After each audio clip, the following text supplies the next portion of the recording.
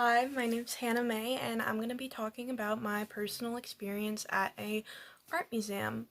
So today I went to the Modern Museum of Art, which is in New York City, and I had never been there before, despite the fact that I've grown up loving art and have been serious about it since I was about 11. But it was very interesting.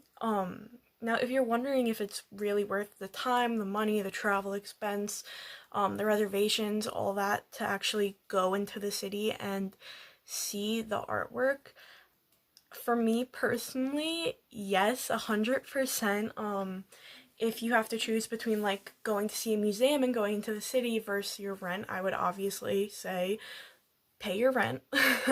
um, but there's something about seeing the artwork in person that just, like, I was in awe. I walked into a room and I saw Van Gogh's Starry Night, and oh my god, like, I walked over to it and I was almost moved to tears, and I was like, why am I like freaking out like this is some old um dead guy's artwork? But it's not. Like, it makes you realize like all these people who we talk about and hear about and admire, they are or were actual people with actual lives. And on top of that, it makes it's just different seeing it in person. Like, all my life I've heard about Van Gogh, I've seen pictures of his artwork, I've seen videos, documentaries, I've seen lots of just information about him has been thrown at me throughout my lifetime, and something about seeing his art in person was just like you felt it, which sounds very strange. I know, trust me. It sounds weird saying it, but just seeing it in person, being less than a foot away from the artwork, it was like, I don't even know how to put it into words. Like, I'm in awe still. Um it's just very interesting seeing the artwork in person. It makes you have perspective, and like all these people who you've heard about pretty much your entire life, like Rene Marguerite, Vincent van Gogh, Frida Kahlo, like all these people suddenly are more than just somebody from the past, somebody who you've heard of, somebody whose artwork you know.